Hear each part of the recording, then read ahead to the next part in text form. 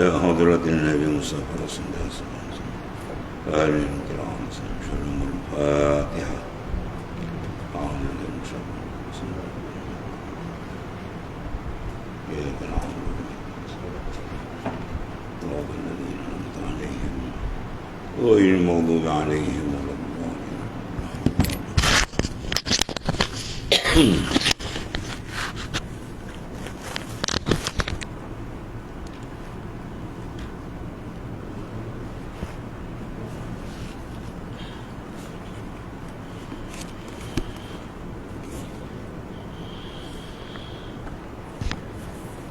أعوذ بالله من الشيطان الرجيم. ها أنتم هؤلاء جادلتم عنهم في الحياة الدنيا. Situ. فمن يجادل الله عنهم يوم القيامة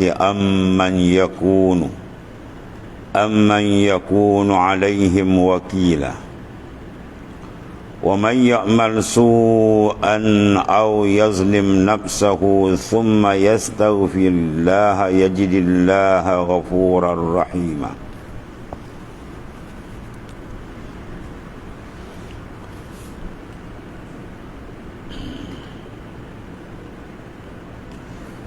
Ha antum, begitulah kamu wahai para pendebat yang batil. Haulai, mereka itu adalah orang-orang yang berkhianat dan mereka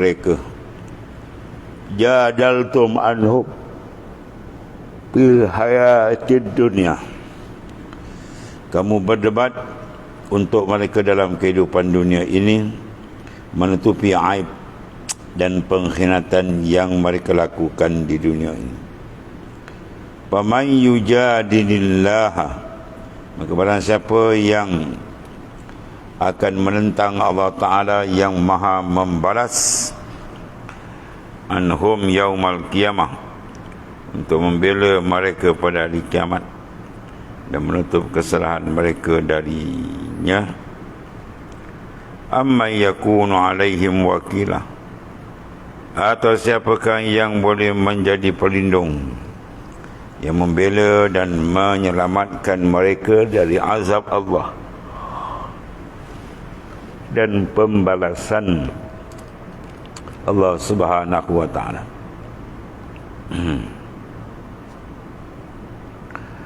Wa man ya'mal su'an, dan singkatnya, siapa yang berbuat kejahatan atau kemaksiatan secara sengaja untuk merugikan orang lain lewat tuduhan dusta dan kebohongan, atau yazlim nafsah, atau menzalimi dirinya dengan keluar dari batas-batas hukum Allah Subhanahu wa ta'ala tanpa bersengaja untuk mencelakakan orang lain, dan setelah ia menyadari buruknya akibat perbuatannya,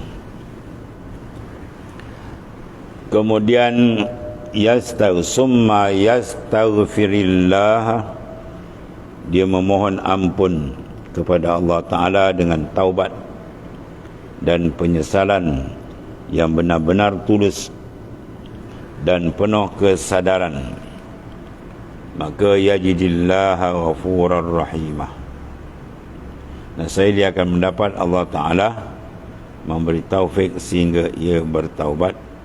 Ghafuran, maha pengampun, yang akan mengampuni dosa-dosanya. Lagi pula rahimah, ya Allah, yang maha penyayang, yang selalu siap menerima taubat hamba-Nya sebagai kurnia dan nikmat daripadanya. Ini ayat Allah Subhanahu wa ta'ala menceritakan pengai manusia yang suka bermujadalah dalam membela kebatilan, walaupun mereka berhujah telah tersungkur kekalahannya, namun mereka tetap berdegil. Maka ada di kalangan mereka orang-orang yang sedar lalu bertobat kembali kepada Allah Ta'ala. Maka Allah Subhanahu Wa Ta'ala yang sangat memurkai, yang menyediakan azab besar kepada orang-orang yang kufur, membuka pintu taubat.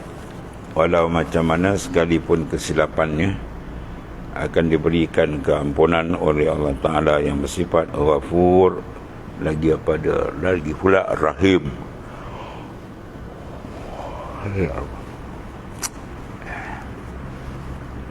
Ini menunjukkan kepada kita bahawasanya jangan seseorang itu berputus asa, walau sebanyak mana pun kesilapan, maksiat dan kemungkaran, hendaklah ia selesaikan dengan benar-benar ikhlas, bertaubat kepada Allah Subhanahu Wa Ta'ala, memohon istighfar dan keampunan. At-taib min az-zam kama la zambalah. Orang yang benar-benar bertaubat dari dosanya seolah-olah ia tidak berdosa. Itu tawaran daripada Islam sendiri.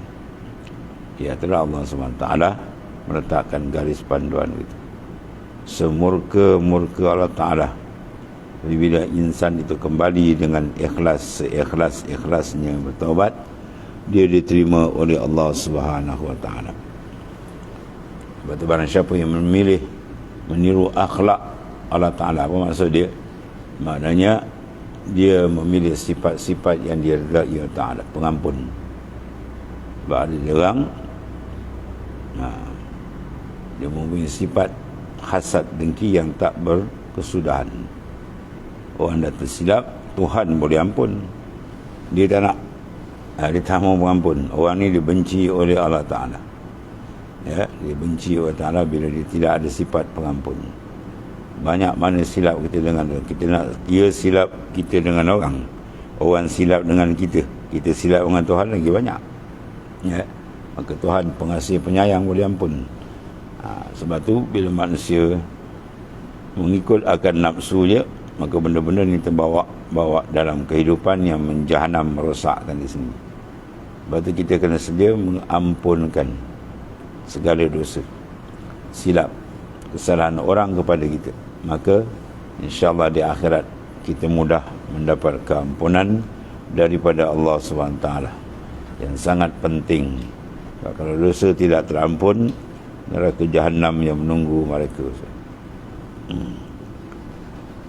Qala Allah Ta'ala, wa man yaksib ithman fa innama yaksibuhu ala nafsih wa kana Allahu aliman hakimah.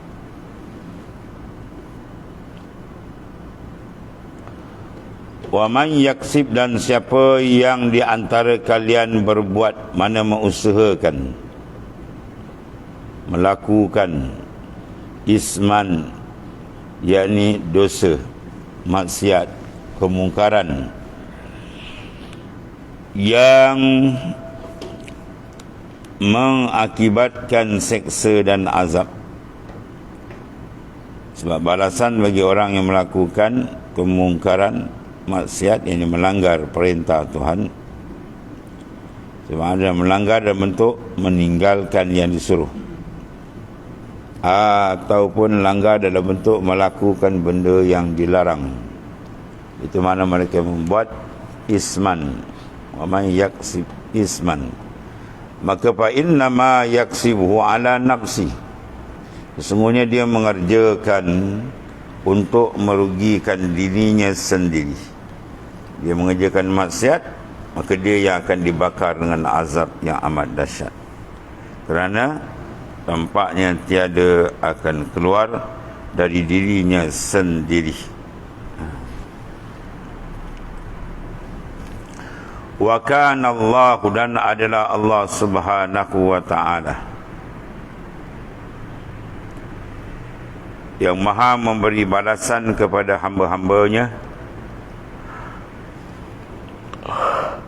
iaitu aliman, maha mengetahui segala yang mereka lakukan, hakiman, lagi maha bijaksana atas apa yang terjadi pada mereka itu.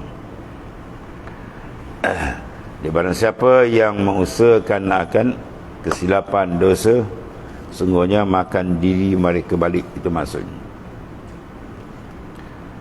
Dan seterusnya Allah menyatakan wa man yaksib khati'ah, wa man yaksib khati'ah, dan barang siapa di kalangan kalian mengerjakan khati'ah, kesalahan maksiat yang terjadi daripada kesalahan yang tidak disengajakan, au isman, atau dia melakukan akan dosa, summa yarmi bihi, summa kemudian yarmi bihi, mereka menuduhkan kepada seorang yang tidak bersalah, ya, dia buat salah, kemudian yarmi bihi bari'an, ya, bari'an, yang tidak bersalah tadi, demi menyelamatkan diri mereka, maka sungguhnya ia si penuduh telah berbuat buhtanan, melakukan buhtanan wa ismam mubinah, satu kebohongan dan mengada-ngadakan mereka-reka dan dosa yang nyata, yang jelas-jelas meruntuhkan keadilan dan pasti mendatangkan azab.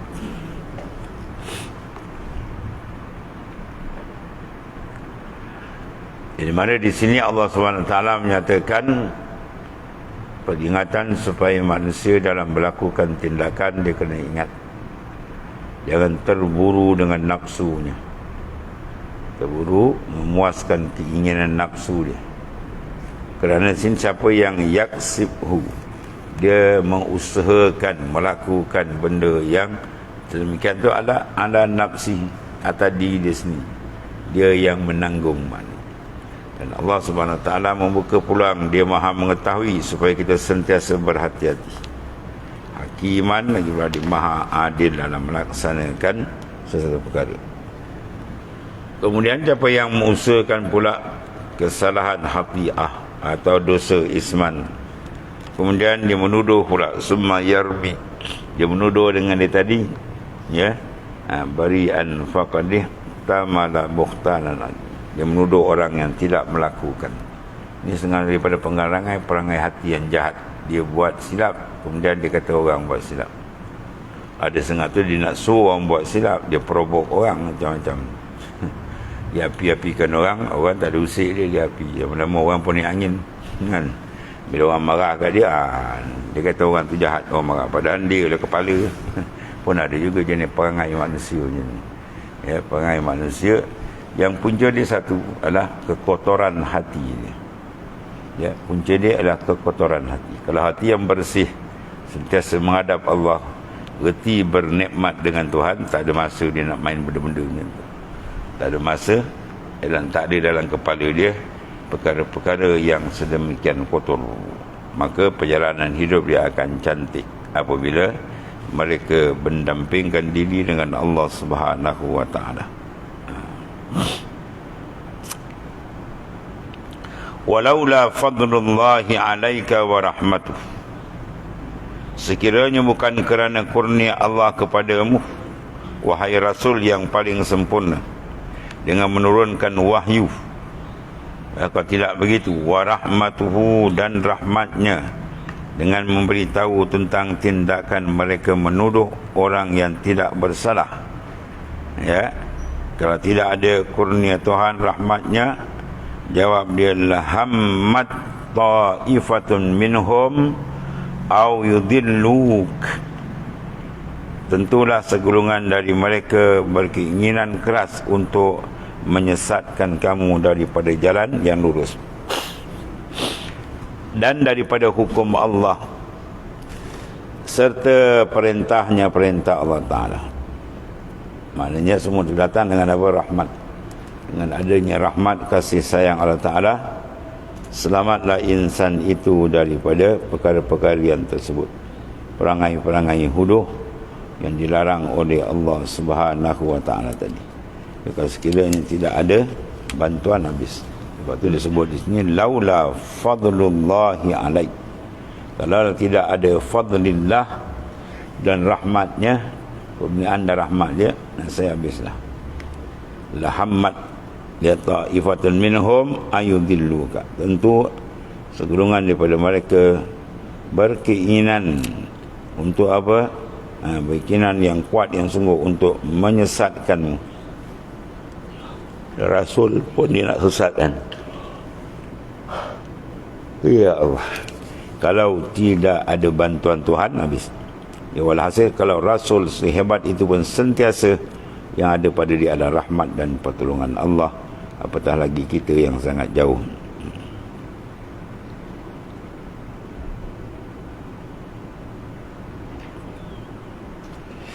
Allah. Kemudian wa ma yudhilluna illa anfusahum wa ma yadurrunaka min syai'in. Dan setelah datang wahyu dan ilham kepadamu, wahyu daripada Allah SWT kepada Rasul, ilham kepada orang-orang yang saleh atau ilham, ma yudhilluna, mereka tidak menyesatkan dengan tipu muslihat yang mereka lakukan. Bermakna bila ada pertolongan daripada Ta'ala, tidak ada siapa pun yang boleh menyesatkan. May yahdillah fala mudhillalah. Siapa yang Tuhan beri hidayah, tak ada siapa boleh sesatkan dia. Dan begitulah sebaliknya, wa may yudlil fala hadiyalah. Kalau Tuhan sesatkan orang tu, tak ada siapa boleh beri petunjuk. Nabi Rasul pun tak mampu. Dan Nabi Rasul hanya memanggil kita, menyeru dengan cara yang baik, menunjuk jalan yang lurus. Ada pun memasukkan dalam qalbi insan itu hidayat, petunjuk yang dikenali dengan hidayatul muwassilah, itu adalah milik Allah SWT. Ya, tidak dimiliki oleh sesiapa pun. Itu yang antara kuasa besar Allah Subhanahu wa taala. Allah.